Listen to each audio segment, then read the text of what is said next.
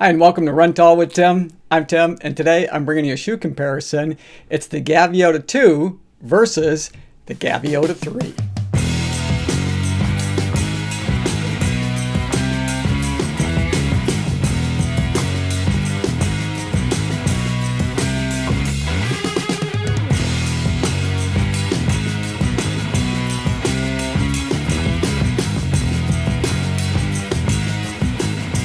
Now this video is not intended to be a full review of either shoe, but if you want to check that out, I'll put a link in the description below to reviews that I've completed for each of them previously. Now before I get into it too far, I always like to demonstrate what it looks like to run in the shoes that I'm about to review for you. So let's do that, but then when we return, we're going to compare the Gaviota 2 with the Gaviota 3 to try to answer the question, which one is right for you?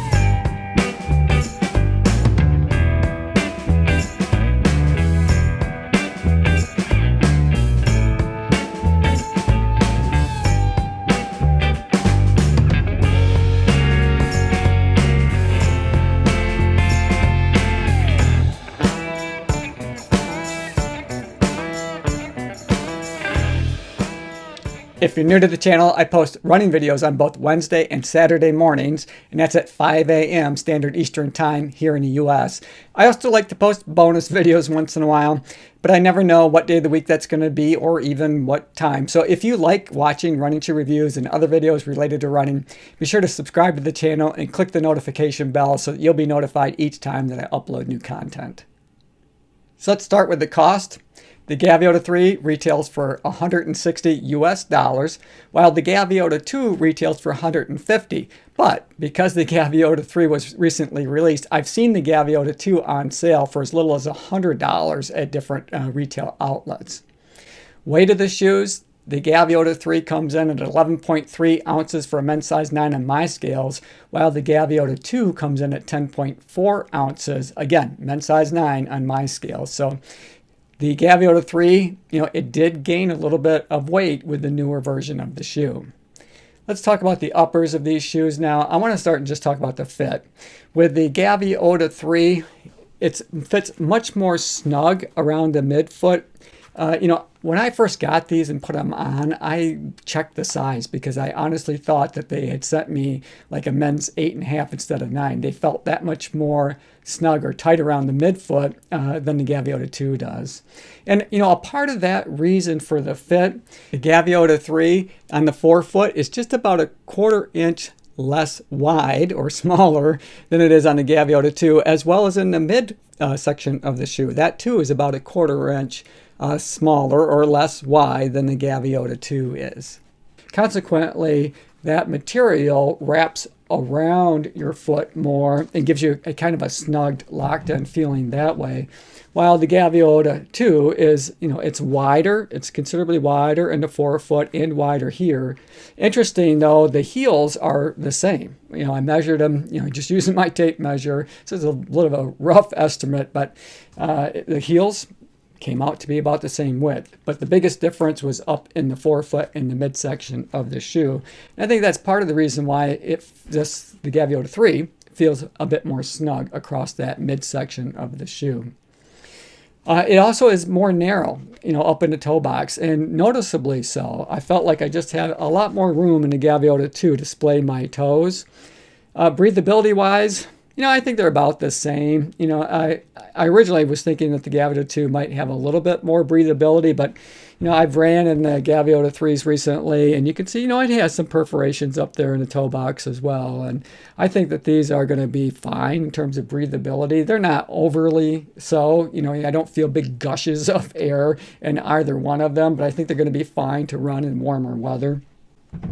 They both have an engineered mesh material that they use on that upper, and they have plenty of padding around the heel collar and tab of the shoes. I think they put more padding in with the Gaviota 3 than they did with the Gaviota 2. It just seems like it's a bit more plush around the heel collar as well as the tab than the Gaviota 2. One of the biggest differences too in the upper really falls within the eyelet chain or the cage system on the shoe. With the Gaviota 2, they have a winged system, and these wings on the shoes are on the outside. And with the Gaviota 3, in essence what they did is they kind of kept that concept, but they moved those wings on the inside so it's between the upper material and the tongue. And I think that also adds to having a bit more of a snugged or locked down feeling across the midfoot, because the wings are pretty much right up against your foot, whereas in the Gaviota 2 version of the shoe, they were on the outside. So, you had that upper material that it was wrapped around first before it got to your foot. Also, the tongues are a little bit different. With the Gaviota 2, they have a semi-gusseted tongue, but they went with a full gusset on the Gaviota 3. Talking about the heel counter of each of these shoes, with the Gaviota 2, they have plenty of structure in that heel. Whether I'm trying to pinch it together or just trying to push it forward, I really can't move it at all. And then the same is true for the Gaviota 3. I think that even though it looks like there's probably more stability because they've got this plastic heel clip that's around the outside of it, it really doesn't feel any more so than the Gaviota 2 does, but they both have a remarkable amount of stability or structure in that heel. And they both create a nice heel pocket for you to set in. I didn't have any issues with either shoe that way. I felt like, my heel set firmly into that heel pocket and was locked down just fine. So again, no issues with that at all. Oh, one of the other differences too, since we're kind of looking at that heel counter, is they have a nice pull tab that they put on the Gaviota 3, and I do prefer this over what they had on the Gaviota 2. This was just a little bit harder. I mean, you can get your finger in there to help lift it up, but they changed the direction of that pull tab and they made it much bigger on the Gaviota 3. So I do prefer that. That is a nice change as well. Talking about the midsole of the shoes, because that's really where the rubber meets the road, not just figuratively, but literally in this case. So with the Gaviota 2, now they have a 32 millimeter stack height in the heel and 27 millimeters in the forefoot. With the Gaviota 3, they added a couple of millimeters. So I still can't find any real specific data, but if they've added a couple of millimeters, then it stands to reason that it would have a 34 millimeter stack height in the heel and a 29 millimeter stack height in the forefoot. Both shoes maintain that 5 millimeter offset from the heel to the toe. How are they to run in? Well, you would think with the Gaviota 3 having a couple extra millimeters of foam underfoot that it would be just that much softer than the Gaviota 2, but that hasn't really been my experience. I felt like the Gaviota 2 maybe a little bit softer underfoot to run in. And a part of it is the Gaviota 3 seems to have more dense foam, or it feels more dense, especially in the heel on the medial side. And when I even just walk in these shoes, it tends to want to push me to the outside, to my lateral side of my foot. And there's the heel there's just a lot of material there. Now they both do. They both have a lot of material, as you can see. But there just seems to be more of it in the Gaviota 3. And when I try to transition from my heel to toe, it just doesn't feel like it sinks in as much as the Gaviota 2 does to give you a smooth roll through in your gait cycle. Now, it's not bad. It's cushioned. These are both highly cushioned, max stability running shoes. There's no doubt about that. And I think if you overpronate or underpronate, it's going to do a good job. They're both going to do a good job in correcting your pronation.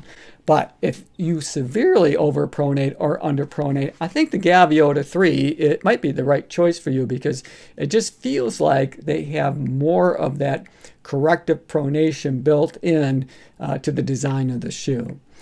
They're both, again, very comfortable, soft underfoot, but I just feel like the Gaviota 3 is just a little bit more so when it comes to trying to correct your pronation. And, like I said, even though it has more foam underfoot, they don't feel as cushioned. Now, they're really close. They're really close. And I had put the Gaviota 2 on my left foot and the Gaviota 3 on my right foot. And I'd been walking around my house for a while so I could get a good sense of that transition, from heel to toe and the differences between the two. And when you get up on your forefoot, they're pretty equivalent, I think, in terms of the amount of padding that's there, or the cushion. You can definitely tell that extra 2 millimeters. It doesn't sound like much, 2 millimeters, but I could tell when I was standing and had two different shoe stack heights underfoot. I could tell that 2 millimeter difference.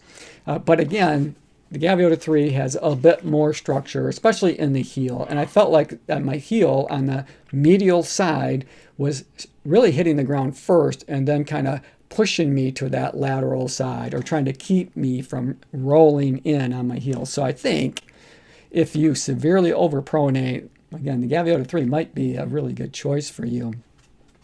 Taking a look at the outsole on these shoes, they didn't make big changes here. I'll show you the Gaviota 2 first. The Gaviota 2, you can see, you can see that they have kind of this J frame, and that's really their pronation, calling card there. But they've got rubber all around the outside of that EVA foam to give you a little extra, traction and durability. And I've always found that to be pretty adequate. But it does tend to wear down that EVA foam right in the center of their forefoot of your shoe. Now, they did correct that issue, or they did address it with the Gaviota 3, so you can see that they actually have a little bit more blown rubber. They still maintain that J channel around the heel, and they still have the blown rubber around the outside edge. But here in the forefoot, in that center, they've added some additional protection there with some extra rubber. So I do appreciate that, because, as I said, with the Gaviota 2, and I've had a couple of pairs of these and run well over 1,000 miles in this model of shoe, that center does tend to wear down, a little more quickly, I think, than it should. So what does all this mean for you? Well, if you have a wider foot, but you don't order typically a wide shoe, I think you might be more comfortable in the Gaviota 2 in that upper, because it does have more space up in that toe box to splay your toes and across the midsection of the shoe.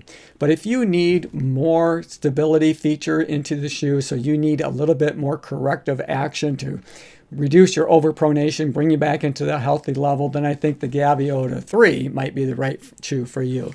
It just tends to have more structure in the medial side of the shoe to help correct your overpronation or underpronation, to bring you into that healthy level that we're all looking for to keep us safe while we run. So thank you for making it to the end of the video. I hope you enjoyed it. I certainly enjoyed making it for you. As always, run tall, run strong, be kind to one another. Thanks for watching, and we'll see you next time.